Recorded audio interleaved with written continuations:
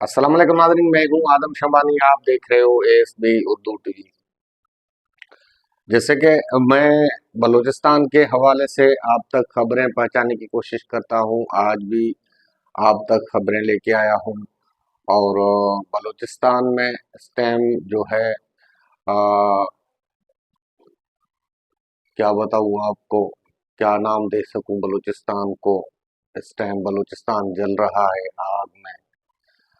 जो बलूचिस्तान के साथ किया जा रहा है उसको सब सारे दुनिया वालों को यही पता है कि बलूचिस्तान हमारा जल रहा है। वहाँ के हमारे भाइयों को आए रोज कत्ल करके, आए रोज उनको अगवा करके लापता किया जा रहा है बलूचिस्तान को।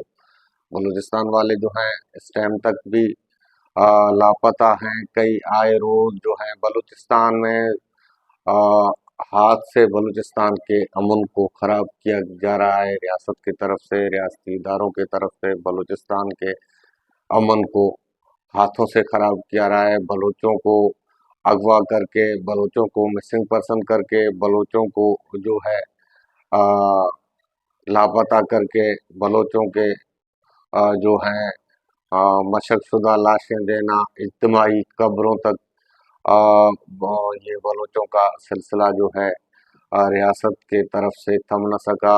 एक दिहाई पहले आपने देखा होगा कि नवाब अकबर खान बुट्टी ने जब आवाज उठाई एक डॉक्टरानी के खिलाफ, ये वही रियासती इदारे थे इन जिन्होंने नवाब अकबर खान बुट्टी को गद्दार वतन कहकर जो है मौत की नींद सुला दिया।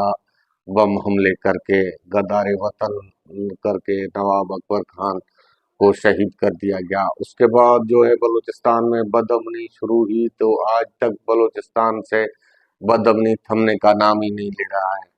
बलूचिस्तान की बदअमनी के लिए एक अच्छा कदम डॉक्टर माहिर बलोच ने उठाई, तो वो हुकूमत के पास आई मुतालबात लेकर। डॉक्टर माहिर बलोच ने बलोच यकजहती तंजीम का आगाज किया। तो माहिर बलोच का यही मिशन था कि मैं बलोचों के लिए सियासी तरीके और एहतजाजों के जरिए हुकूमत पाकिस्तान से मुतालबा रख कर मैं मुतालबा मनवाऊंगा, अपने बलोच भाइयों को बाजियाब कराऊंगा।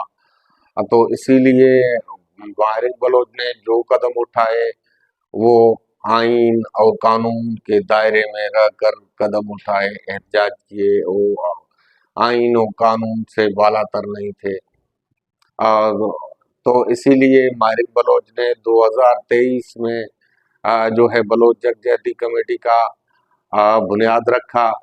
फिर माहिर बलोच ने छोटे बड़े एहतजाज और शहरों में, गलियों में करते रहे अपने इलाके में बलोच बाजियाबी के लिए। फिर माहिर बलोच के साथ जुल्म, बर्बरियत, तशद्दुद, पकड़ धकड़ माहिर बलोच तो अपने आवाज उठाने में कामयाब हो सकी, लेकिन कुछ माहिर बलोच भाई जो गिरफ्तार थे, लापता थे, बाजियाब करवाने में कामयाब हो गई। लेकिन काफी सारे जो लोग हैं वो अभी तक बाजियाब हैं, वो लापता है, मिसिंग पर्सन है, अभी तक वो बाजियाब ना हो सके। जिनको ताज़ा लापता किया जाता था उसके लिए माहिर बलोच एहतजाजी कैंप लगाकर, शहरों में धरने देकर, खवातीन के साथ जाकर उनको आज़ाद करवाती, हुकूमत के साथ मुजाहरा हम मुतालबा करके मनवा के।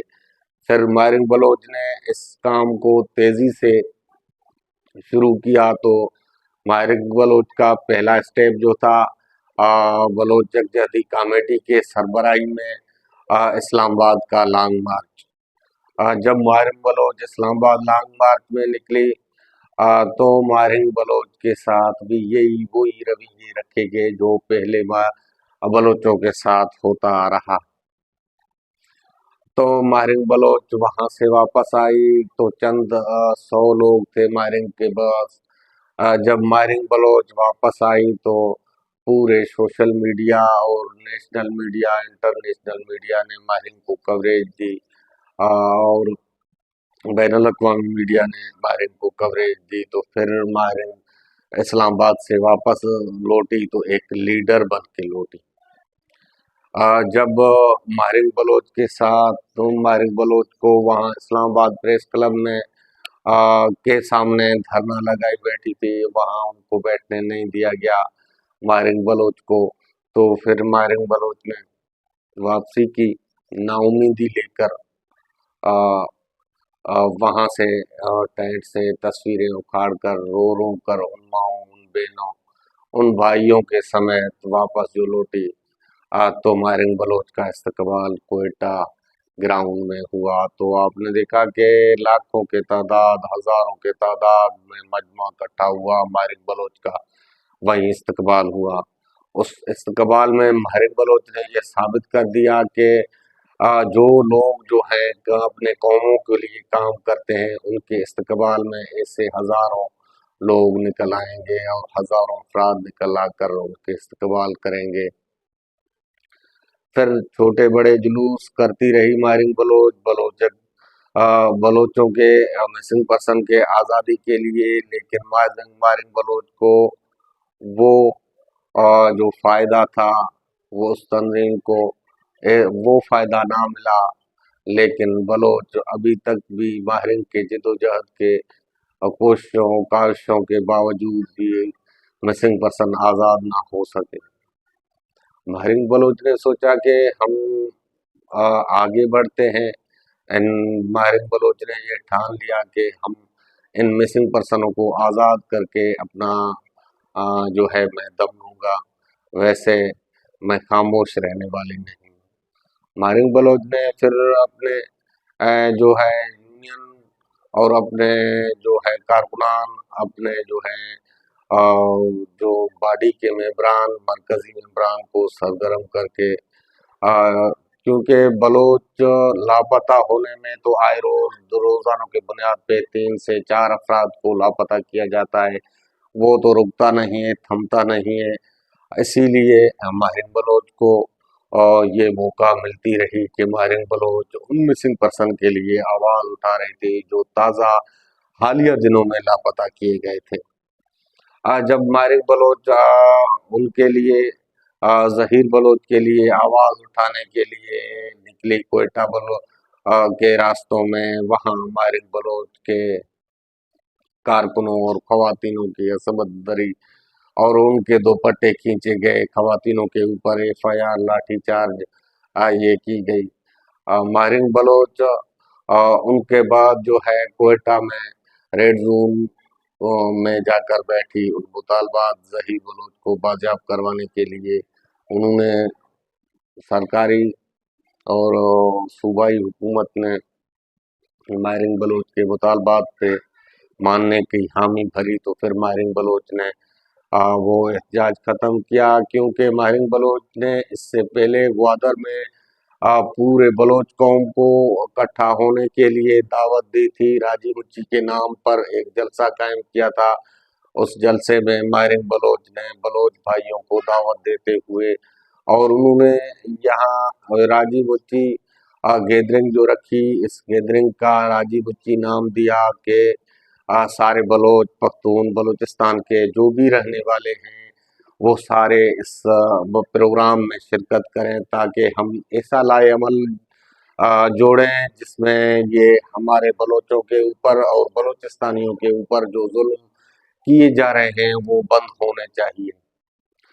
तो फिर मारिक बलोच के साथ हुआ ये कि मारिक बलोच के जो ग्वादर में आने वाले रास्ते थे, उन रास्तों पे रुकावटें और पकड़ धकड़, गोलियां और शेलिंग, माटर गोले बरसाए गए, आंसू गैस बरसाया गया।